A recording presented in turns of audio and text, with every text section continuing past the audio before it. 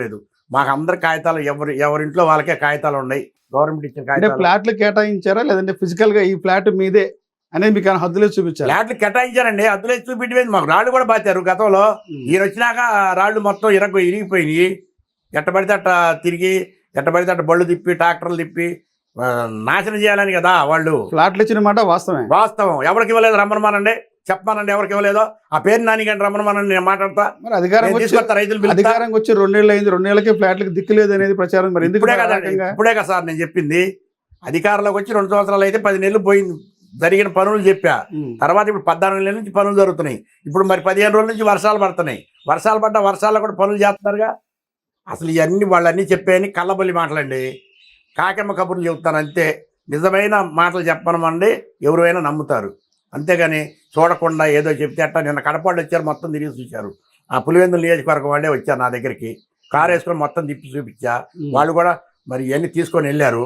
మరి వాళ్ళు చూపిస్తారుగా. వాళ్ళు ఏదైనా తప్పు అయితే మీరు చేసి ఇక్కడ అన్ని తప్పులేనాయా అని అనేవాళ్ళు కదా నన్ను. అవి ఏం లేవండి, పనులు బ్రహ్మాండం జరుగుతున్నాయి.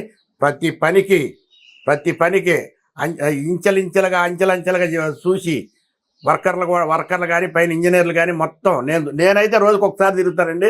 బ్రహ్మాండ పనులు చేపిస్తున్నారు. అమరావతి రాజధాని నిర్మాణం అనేది దాంతో పేరుతో రియల్ ఎస్టేట్ వ్యాపారం పెరిగింది తప్ప రాజధాని నిర్మాణ పనులు అయితే జరగట్లేదు అనేది కొంత ప్రచారం. అందులో వాస్తవం ఎంత చెప్తారు సార్? నేను చెప్పేది ఒకటే, ఆంధ్ర రాష్ట్ర ప్రజల మొత్తానికి ఇది ఒక బంగారు బాతు. ఈ అమరావతి అనేది ప్రజలను నమ్మండి, నా మాటగా నమ్మండి. నేను ఒక రైతునే. నేను ఎన్నాలంటే నేను విజయసాయి రెడ్డి లాగనో లేకపోతే పేరు నాని లాగనో కొడాల నానికి లాగనో చెప్పట్లా. నేను ఉండ వాస్తవం చెబుతున్నా. ఇది ఒక బంగారు బాతు. ఇది టైం పట్టిద్ది అంతే తప్ప నీకు ఎమ్మటే కావాలంటే అన్నం తినగానే అన్నం అరిగిద్దా? అరగదు కదా. వాస్తవాలు తెలుసుకోమంటున్నా నేను చెప్పేది. వైసీపీ వాళ్ళు కూడా వాస్తవాలు తెలుసుకొని మాట్లాడండి, ఎవరు మాట్లాడినా సరే. అంతేగాని అనవసరంగా చంద్రబాబు నాయుడు మీదో, లోకేష్ బాబు మీదో, పవన్ కళ్యాణ్ మీదో బురదలటం కాదు. వాళ్ళు వర్క్ చేస్తున్నారా చేయట్లేదా? ఇలా చేస్తున్నారు కాబట్టి నేను చెబుతున్నాను, కాంగ్రెస్ వాదిగా కూడా.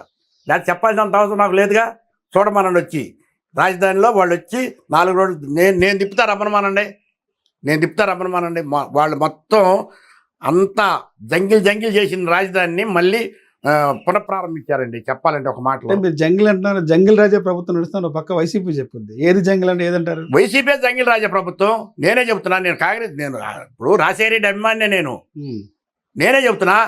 జంగిల్ చేసింది వాళ్ళు, నానా బడ్జెట్ చేసింది వాళ్ళు, తార్ రోడ్లు పగలగొట్టింది వాళ్ళు, ఎక్కడక్కడ గుల్లగొల్ల చేసింది వాళ్ళు ఎంపీలు, వాళ్ళ ఎమ్మెల్యేలు, వాళ్ళ మినిస్టర్లు. ఎవడు చేశాడండి ఇక్కడ? రాజధానిలో ఒక్క ఇటుక పెట్టాడా? 3 రాజధానులని ప్రగల్భాలు పలికాడు.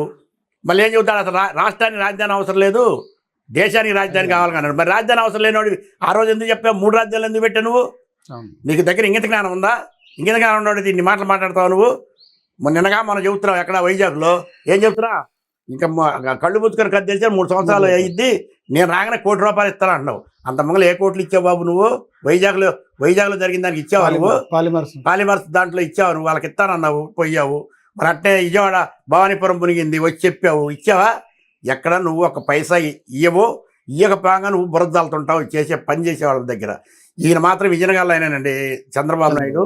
ఈ రాష్ట్రానికి ఒక వరం లాంటి వాడు ఆయన. చెప్పాలంటే ఒక మాటలో ఏదో మనం ఒట్టి మాటలు మాట్లాడుకోవడం కాదు.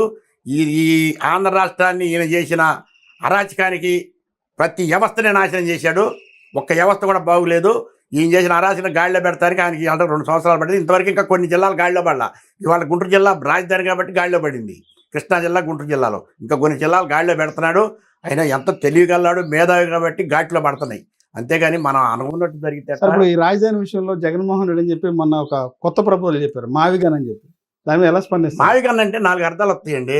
ఆయన చెప్పుకుంటే సరిపోయింది. మావిగన్ అంటే బందరు, మచిలీపట్నం, విజయవాడ, గుంటూరు అంటే అది సరిపోయింది. మావిగన్ అంటే ఏంది? గన్ అంటే ఆయనే, గన్ అంటే ఆయనదే పేరు. మరి మావి గన్ అంటే మరి మా అంటే రకరకాల అర్థాలు వస్తాయి సార్. అవి టీవీ అర్థాలు వస్తాయండి. అవి టీవీ ముఖంగా చెప్పే కాదు, జనాలు తెలియాలి. చెప్తారు ఒకే చోట రాజధాని పెట్టి అక్కడే చేయడం కాదు, విస్తరించాలి కదా అని వాళ్ళు చెప్తారు. అందుకే ఒకే చోట కాకుండా ఇదంతా హైవే రూట్ ఉంది, పోర్ట్ సిటీ ఉంది, మచిలీపట్నంలో పోర్ట్ ఉంది, ఇటు విజయవాడ ఉంది, డెవలప్మెంట్ ఏరియా గుంటూరు ఉంది. అలా 3 ఏరియా కూడా డెవలప్ చేయొచ్చు కదా అనేది జగన్ మావిగానే చెప్తారు. దాని మీద ఒక స్థానిక రైతుగా, అమరావతి రైతుగా మీ అభిప్రాయం ఏంటి? ఏం చెప్తారు మీరు? ఇప్పుడు అసలు సిఆర్డీఏ ఎంతవరకు విస్తరించిందో తెలుసా జగన్కి? చెప్పానండి.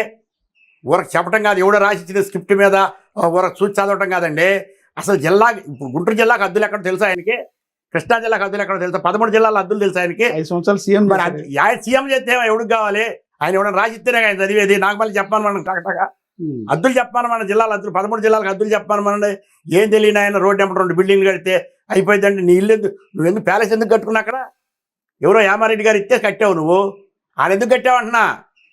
ఇది మరి మెయిన్ రోడ్డు ఏమంటే కట్టపోయా, హైవే ఏమంటే కట్టుకోపోయావండి నువ్వు. హైవే ఏమంటే నీ బిల్డింగ్ ఉండడానికి ఇల్లేదు.